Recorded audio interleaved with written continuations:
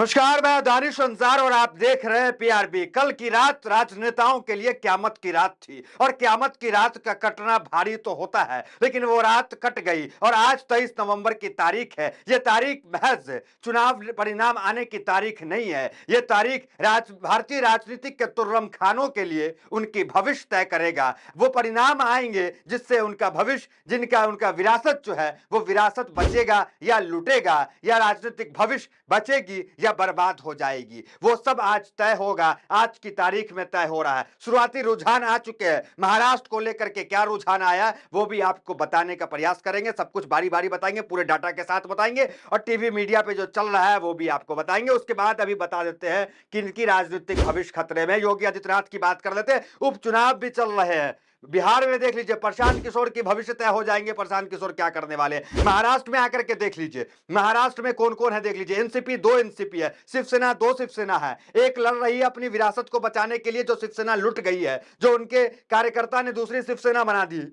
उद्धव ठाकरे वो चाह रहे हैं कि इस चुनाव में ऐसा कोई परिणाम आ जाए जिससे पार्टी जो है, जो पुरानी पार्टी है, वो हमारे पास, हमारे कमान में आ जाए। दूसरी तरफ देख लीजिए, भतीजे ने जो चाचा की पार्टी को तोड़ दी, एनसीपी को, वहां विरासत को बचाने की लड़ाई है। तो ये महज आज की तारीख, आप ये ना देखें कि महज परिणाम आ रहे हैं कुछ उपचुनाव के, कुछ दो राज के चुनाव के, ऐसे नहीं देखे। ये चुनाव जो है राजनीतिक के तुर्रम खानों का भविष्य, दिशा और दशा सब कुछ तय कर देगा। योगी आदित्यनाथ सीएम की कुर्सी पर रहेंगे नहीं रहेंगे वो भी तय कर देगा। अब आते हैं सीधे रुझान पे।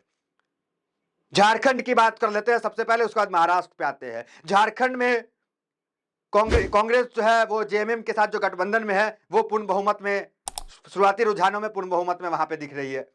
आंकड़े जो है, शुरुआती रुझान जो आ रहे हैं वहां पूर्ण बहुमत में सरकार बना रही है। कई जगह महाराष्ट्र में कांटे की टक्कर बताई जा रही है और न्यूज 24 आज तक क्या चला रहा है वो भी आपको बताने का प्रयास करेंगे। महाराष्ट्र में जो कहा जा रहा है कि 36 साल के इतिहास की जगह 32 साल के इतिहास में कभी भी किसी एक पार्टी ने जो है वो सरकार नहीं बनाई, सत्ता में नहीं आए, वही अभी होता हुआ दिख रहा है। कभी कोई एक पार्टी जो है वो सरकार नहीं बनाई, टूट फूट होती है, छोटे छोटे दल मिलकर सरकार बनाते हैं, ये देखने को मिला है। अब आ जाते हैं कि कहां क्या मामला चल रहा है।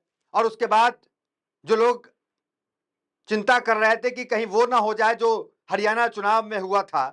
क्या हुआ था हरियाणा चुनाव में, और अभी समाजवादी पार्टी की तरफ से क्या ट्वीट आ गया है जिसकी शंका जाहिर की जा रही थी। चुनाव आयोग पर सवाल उठाए जा रहे थे ईवीएम को लेकर और तमाम चीजें। हरियाणा चुनाव में भी बैटरी का मामला सामने आया कि जिस ईवीएम में बैटरी का परसेंटेज ज्यादा था वहां पे जो है बीजेपी जीत रही थी, जहां बैटरी कम चार्ज थी वहां कांग्रेस जीत रही थी। इस तरह के तमाम आरोप वहां लगे। हरियाणा चुनाव में भी कांग्रेस जो है चुनाव आयोग जाने का काम किया, सुप्रीम कोर्ट में तमाम चीजें हुई, वो सब कुछ आपने पहले देखा। अब आ जाते हैं सीधा आंकड़े पे। आंकड़ा क्या कह रहा है रुझानों में, देखिए। रुझानों में समाजवादी पार्टी आगे, बीजेपी 2, समाजवादी पार्टी 4, ये रुझान है। प्रियंका गांधी की तरफ वहां से खबर आ रही है, वायनाड से। प्रियंका गांधी जो है वो लीड कर रही है, 51,930 वोटों से वहां लीड कर रही हैं। माफ कीजिएगा, उनको इतना वोट पड़ रहे हैं, मतलब 22-23 हजार वोट से वहां लीड कर रही हैं। फिर आगे देखिए आप महाराष्ट्र में क्या चल रहा है। महाराष्ट्र में क्या चल रहा है, महाराष्ट्र का एक बार आप नजर डाल लीजिए। महाराष्ट्र में एक टीवी चैनल चला रहा है कि इंडिया को 127 और एनडीए को 123। न्यूज 24 का देख लीजिए, इंडिया 101 और एनडीए 94। महाराष्ट्र में कांटे की टक्कर बताई जा रही है। तो अब जरा सोचिए कि कांटे की टक्कर महाराष्ट्र में है। झारखंड में जो है जेएमएम और कांग्रेस गठबंधन जो है वो पूर्ण बहुमत की ओर शुरुआती रुझानों में वहां पे जा रहा है। अब महाराष्ट्र में क्या मामला था आप समझिए। महाराष्ट्र में कहा जा रहा है कि जो ग्रामीण क्षेत्र है, ग्रामीण क्षेत्र में 1995 के बाद वोटिंग परसेंटेज इंक्रीज हुआ 65%। मतलब 1995 अभी 2024 के खत्म होने वाला है, 25 पे आने वाले हैं, और 1995 के बाद पहली बार ऐसा हुआ है महाराष्ट्र में कि 66.05% जो है वो मतदान हुए हैं। और सबसे ज्यादा एग्रेसिव वोट जो हुआ है वो गांव के वोटर ने वोट किया है। और जहां एग्रेसिव वोट होता है तो कहा जाता है कि वहां बदलाव की आशंका, वहां पे जनता बदलाव करना चाहती है। जहां इतना एग्रेसिव वोट परसेंटेज बढ़ता है वहां पे, ये कहा जा रहा है। अब देखिए ग्रामीण में जो है वो 15% वोटिंग परसेंटेज बढ़ा है, मतलब 15% लोगों ने ज्यादा वोट किया है। अब क्या मामला है, वहां का मुद्दा क्या है ग्रामीण का। वहां सोयाबीन और कपास की खेती होती है। वहां अक्सर आंदोलन सोयाबीन और कपास के दामों को लेकर के होता है कि वहां के दाम जो है बढ़ाए जाए, क्योंकि फसल बोने में खर्चा ज्यादा है और सरकारी भाव कम है।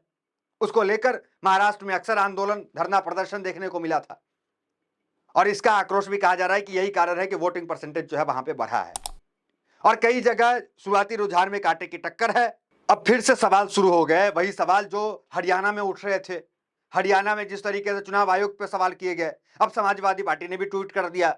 उन्होंने भी जो आंकड़े जो धीरे आ रहे हैं उस आंकड़े को लेकर के भी उन्होंने सवाल किया, ये आंकड़े धीरे क्यों आ रहे हैं भाई, इसके पीछे क्या कारण है। और समाजवादी पार्टी अखिलेश यादव ने कहा है अपने उम्मीदवारों को कि वहां से जो है जीत का जो मिलता है सर्टिफिकेट, वो सर्टिफिकेट लेकर के ही कार्यालय आए, पहले नहीं आए।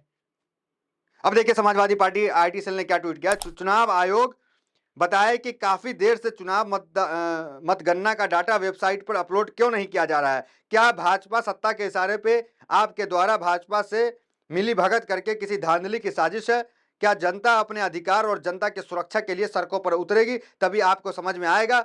जनमत के साथ खिलवाड़ मत कीजिए महोदय, इसके गंभीर दुष्परिणाम होंगे, क्योंकि अब बेईमान चुनाव आयोग भी जनता के निशाने पर है।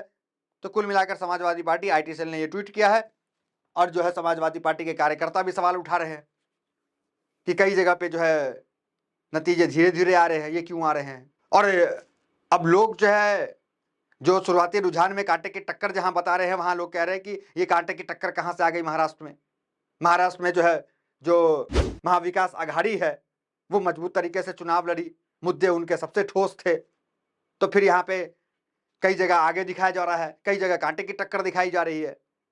और एग्जिट पोल का क्या कहना, एग्जिट पोल तो सरकार जो है वो महायुक्ति की बता ही रहा था। महायुक्ति मतलब जो महाराष्ट्र में एनडीए, महाविकास आघाड़ी एमवीए जिसे इंडिया कहा जाता है।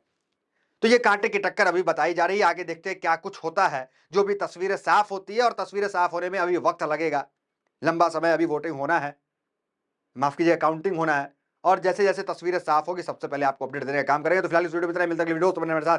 बहुत बहुत धन्यवाद।